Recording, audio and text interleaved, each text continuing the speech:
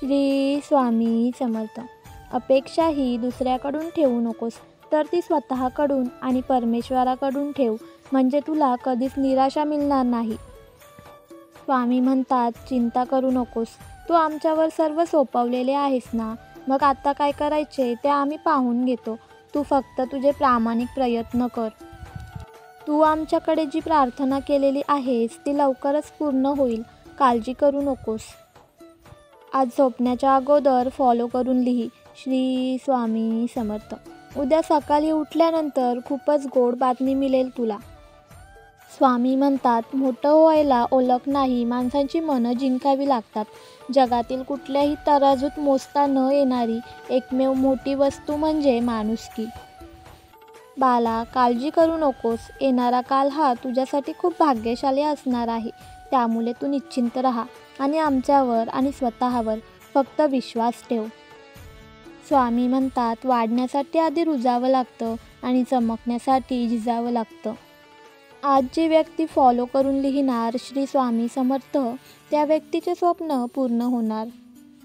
दुसऱ्याचे घर जळले हे कळल्यावर एकाने त्यास पत्र लिहिले की भगवंतावर विश्वास ठेवून समाधानात राहावे. पुढे त्याचे स्वतःचे पैसे बँकेत होते ते बुडाले. तेव्हा तो रडू लागला.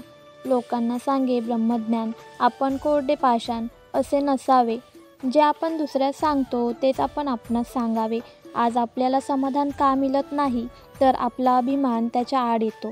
कर्म करीत असताना किंवा केल्यावर त्याबद्दल अभिमान झाला नाही तर आपल्याला भगवंताचे प्रेम लागून समाधानाची प्राप्ती होईल, यात शंका नाही. श्री स्वामी समर्थ. भगवंताच्या नामाचा नाद लागला तर दुःखाची जाणीव नसल्यावर दुःख असले म्हणून बिघडले कुठे. कालोख्या रात्री जशी काठी आधार असते, तसे संसारात नाम आहे. खाचे खळगे काठीच्या योगाने टाळता येतात. तसेच मोह, लोभ इत्यादी संसारातल्या अडचणी नामाने समजतात आणि दूर करता येतात. विस्तवाजवळ तूप ठेवले की ते वितळते, तसे नामाची शेगडी ठेवली की अभिमान वितळलाच पाहिजे. हाच नामाचा अनुभव. पण लोक नामाबद्दल ऐकूनच घेत नाहीत.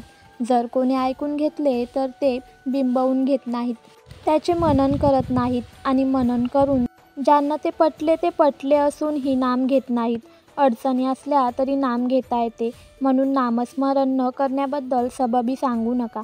सबब सांगितली की त्यापासून लबाडी उत्पन्न होते. लबाडीतून आळस उत्पन्न होतो आणि आळसाने सर्वनाश होतो.